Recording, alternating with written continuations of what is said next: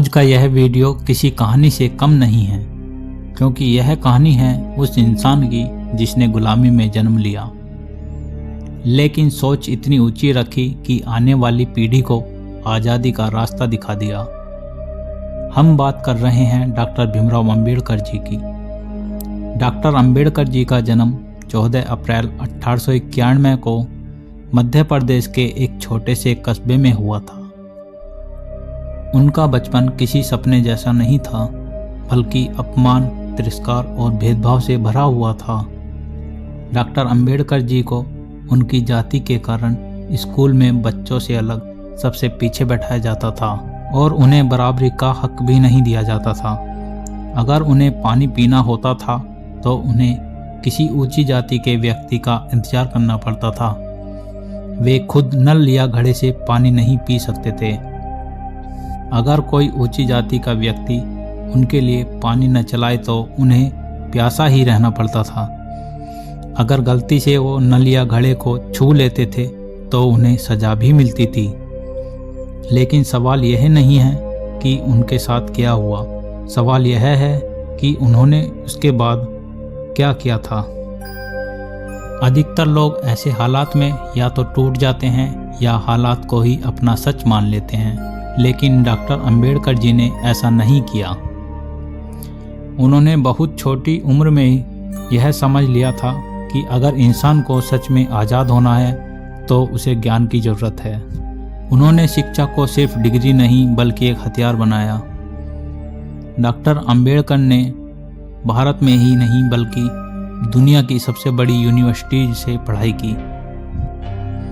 जब समाज उन्हें नीचा दिखा रहा था तब वो खुद को ज्ञान के शिखर पर ले जा रहे थे।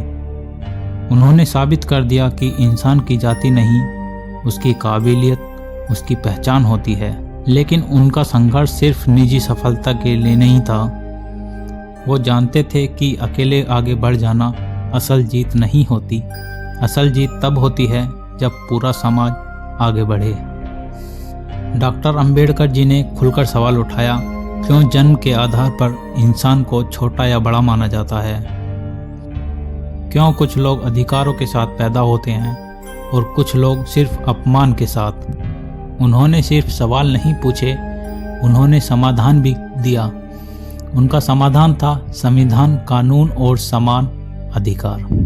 भारत आज़ाद तो हुआ, लेकिन देश को दिशा देने के लिए एक मजबूत संविधान की जरूरत थी और यही जिम्मेदारी डॉक्टर अंबेडकर जी को सौंपी गई। भारतीय संविधान कोई साधारण किताब नहीं है, यह करोड़ों लोगों की सुरक्षा कवच है। डॉक्टर अंबेडकर जी ने संविधान में समानता, स्वतंत्रता और भाईचारे को एक मजबूत नींव दी। उन्होंने यह भी सुनिश्चित किया कि देश का हर नागरिक कानून की नज़र में बराबर हो। डॉक्टर अंबेडकर जी कहते थे, संविधान चाहे कितना भी अच्छा क्यों ना हो, अगर उसे लागू करने वाले लोग अच्छे नहीं हैं तो वह असफल हो जाएगा। इसीलिए वो सिर्फ कानून नहीं, सोच बदलना चाहते थे। उन्होंने साफ कहा कि सामाजिक बदलाव बिना मानसिक बदलाव के संभव नहीं है। अगर इंसान अपने दिमाग में भेदभाव रखता है तो कानून भी उसे नहीं रोक सकता। डॉक्टर अंबेडकर जी ने शिक्षा पर सबसे ज़्यादा जोर दिया। उनका मानना था कि अशिक्षित सबसे बड़ी गुलामी है। उन्होंने कहा था, शिक्षित बनो, संगठित रहो और संघर्ष करो। ये 3 शब्द नहीं थे, ये जीवन जीने का तरीका था। डॉक्टर अंबेडकर जी कभी भी अंधविश्वास के पक्ष में नहीं रहे।